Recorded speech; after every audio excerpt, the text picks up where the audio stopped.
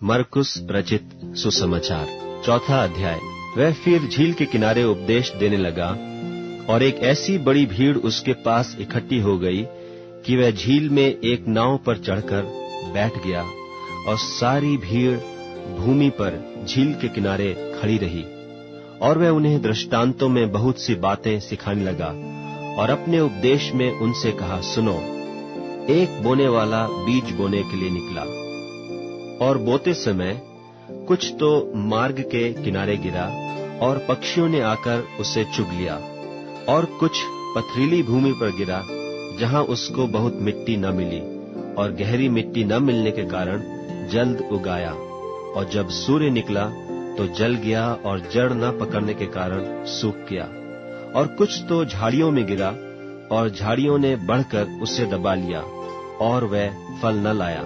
परंतु कुछ अच्छी भूमि पर गिरा और वह उगा और बढ़कर फलवंत हुआ, और कोई 30 गुणा, कोई 60 गुणा और कोई 100 गुणा फल लाया।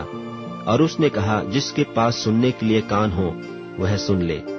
जब वह अकेला रह गया तो उसके साथियों ने उन 12 समेत उससे इन दृष्टांतों के विषय में पूछा। उसने उनसे कहा, तुमको तो परमेश्वर के राज्य के भेद की समझ दी गई है, परंतु बाहर वालों के लिए सब बातें दृष्टांतों में होती हैं, इसलिए कि वे देखते हुए देखें और उन्हें सुझाई न पड़े, और सुनते हुए सुने भी और न समझें, ऐसा न हो कि वे फिरें और क्षमा किए जाएं। फिर उसने उनसे कहा, क्या तुम यह दृष्टांत नहीं समझते? तो फिर और सब दृष्टांतों को क्यों कर समझोगे? बोने वाला वचन बोता है। जो मार्ग के किनारे हैं, जहां वचन बोया जाता है, ये वे हैं कि जब उन्होंने सुना तो शैतान तुरंत आकर वचन को जो उनमें बोया गया था उठा ले जाता है।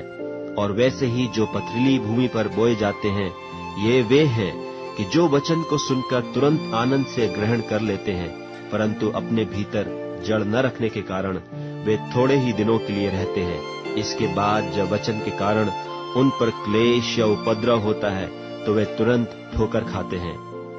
और जो झाड़ियों में बोए गए, ये वे हैं जिन्होंने वचन सुना और संसार की चिंता और धन का धोखा और वस्तुओं का लोभ उनमें समाकर वचन को दबा देता है और वह निष्फल रह जाता है। और जो अच्छी भूमि में बोए गए, ये वे हैं जो वचन सुनकर ग्रहण करते और फल लाते हैं, कोई 30 गुणा, कोई 60 गुणा और कोई 100 गुणा।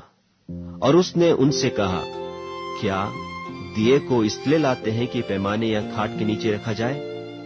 क्या इसलिए नहीं कि दीवट पर रखा जाए? क्योंकि कोई वस्तु छिपी नहीं, परंतु इसलिए कि प्रकट हो जाए, और न कुछ गुप्त है पर इसलिए कि प्रकट हो जाए। यदि किसी के सुनने के कान हो तो सुन ले। फिर उसने उनसे कहा, चौकस रहो कि क्या सुनते हो। जिस नाप से तुम नापते हो, उसी से तुम्हारे लिए भी नापा जाएगा, और तुमको अधिक दिया जाएगा।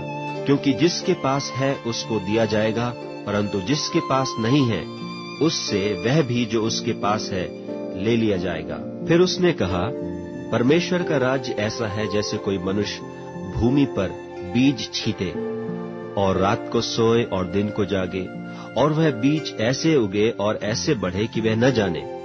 पृथ्वी आप से आप फल लाती है, पहले अंकुर, तब बाल, और तब बालों में तैयार दाना। परंतु जब दाना पक जाता है तब वह तुरंत हंसिया लगाता है, क्योंकि कटनी आ पहुंची है। फिर उसने कहा, हम परमेश्वर के राज्य की उपमा किस से दें और किस दृष्टांत से उसका वर्णन करें? वह राई के दाने के समान है कि जब भूमि में बोया जाता है तो भूमि के सब बीजों से छोटा होता है, परंतु जब बोया गया तो उगकर सब साग पात से बड़ा हो जाता है, और उसकी ऐसी बड़ी डालियां निकलती हैं कि आकाश के पक्षी उसकी छाया में बसेरा कर सकते हैं। और वह उन्हें इस प्रकार के बहुत से दृष्टांत दे देकर उनकी समझ के अनुसार वचन सुनाता था, और बिना दृष्टांत कहे उनसे कुछ भी नहीं कहता था, परंतु एकांत में वह अपने निज चेलों को सब बातों का अर्थ बताता था। उसी दिन जब सांझ हुई तो उसने उनसे कहा, आओ हम पार चलें। और वे भीड़ को छोड़कर जैसा वह था वैसे ही उसे नाव पर साथ ले चले। और उसके साथ और भी नावें थीं। तब बड़ी आंधी आई और लहरें नाव पर यहां तक लगी कि वह अब पानी से भरी जाती थी, और वह आप पिछले भाग में गद्दी पर सो रहा था।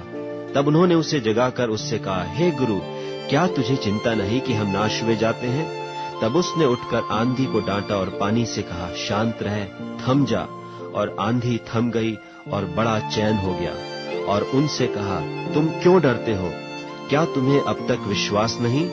और वे बहुत ही डर गए और आपस में बोले, यह कौन है कि आंधी और पानी भी उसकी आज्ञा मानते हैं?